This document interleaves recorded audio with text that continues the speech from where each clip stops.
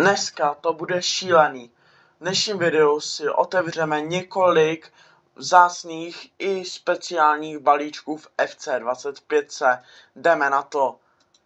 Tohle můžeme přeskočit a teďka cítím, kámo, jako dobrou kartu Footies. Kámo, že je to Footies, prosím. Brankář, Španěl, Serie A, kdo to je? De Gea, kámo. 97 De Gea, kámo, tak to je hodně dobrý. Reflexi tam bude mít 99. No jako na něho se těším, až to vyzkouším v bráně, takže potom tam nám skočil Palíňa, to je celkem koukcme, jestli ho tam někdy postavíme do té sestavy. To jako bylo celkem na nic pek, ale teďka máme tady nějakou speciální kartičku opět a Joao Gomes, to je celkem fajn karta, 88. Jako na to, že už jsme tak jako daleko, tak úplně nevím, jestli je to nejlepší, ale jo, dá se to lepší než nic. Další, kámo, Totti. Počkej, to je, o cože je to Totti? Ukáž, Brazilec, La Liga, Rafinha, ne?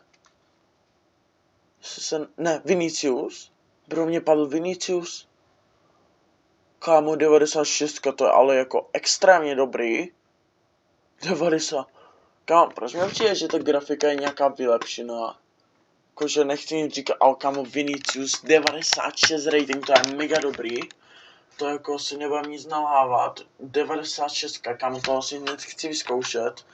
Máme tady teda ještě tady tenhle balíček 15 vzácných hráčů, to teda nás tady nezajímá. Ale my se koukneme, kámo, Del Piero, kámo, 91 a za ním jet. Aspoň, že se to kámo například, tady nic není, tady to můžeme vyhodit. No a protože máme jako už celkem lak, ale aby se nám to nějakým způsobem nevrátilo. Takže máme tady 84 a kámo, zase speciální karta, vypadá dobře a hem. Bro, proč je tam hem? Takhle asi se čte, předpokládám, můžu se jí sám zeptat, teda co? No nic. Dál chci otebírat, kámo, já jsem na tom závislý reálně. Mám tady další balíček, který možná bude taky speciální nějaká karta, a to je nějaký vybledlý. Ukaž mi to, hroťáček, Itálie, Serie A. Že by to byl Lautaro, vypadá... Ne, tak je to nějaká hero karta a Viali, toho vůbec neznám, borce, ale jako vypadá celkem na šlapě a Davies 95. Kámo. Jako teď máme velký štěstí, k tomu ještě mimo mimo natáčení jsem ještě otevíral pár nějakých peků a normálně mi tam padl ten 90 něco Zidane. No a teďka, kámo, celkem pěkný. Ukaž mi to. Hero karta podle mě tady bude, ne, sorry. Ukaž. A tady je Lautaro Martinez, no tak to je jako 91, no jo, to se dá celkem. Uvidíme, co nám tam padne dál, jestli tady bude něco třeba ještě lepšího. Tady máme samý 5 5 hráčů plus 84, no a pojď, kámo, Modrič. A vlastně ono to není aktualizovaný, což je škoda, ale počkej, teď to vypadá úplně jak Modrič. Jo, kámo, on je Modrič aktualizovaný už. A kámo, Marquinhos, 90 rating a kámo za ním Luka Modrič. Hustý, kámo, ale to je jako dobrá karta. To je jako asi 86 zlatá ne, ale chápete mě, jako Modrič je mega dobrý fotbalista.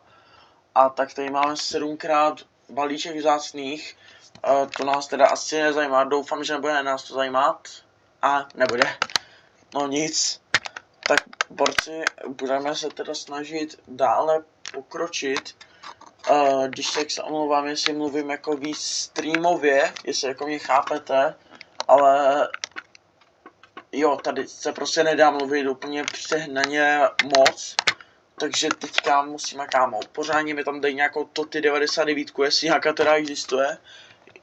Reálně, borci, hraju, prosím vás, Ultimate Team podruhé za celý léto a jaro, takže GG. kam ikona, OK, Veron, třeba, že by to byl Veron, ne, ten nemá plešku, takže asi ne. Ukaž mi to, a kámo, Makelelele, kámo, to je dobrá karta, 92, 87 rychlost, ale 54 střela, Borec nevystřelil ani jednou na bránu v životě, ne? No nic.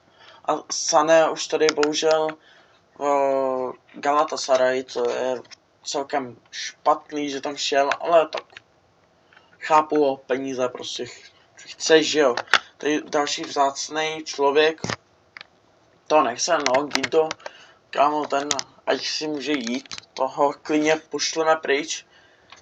Ani nevím, že Ginda třeba máme, ale teďka balíček 84+, to bude nějaká holka tady, tak mi to ukáž, no a Engen, když já jsem ho prodal, no tak to je jedno. Engen 84, to je nejslabší zatím, co jsme dostali do našeho týmu, takže to vyhodíme. No a uvidíme, jestli nám ještě něco padne. Tady máme plus 85, jako garance. Takže uvidíme, spadne něco dobrýho a ona battle.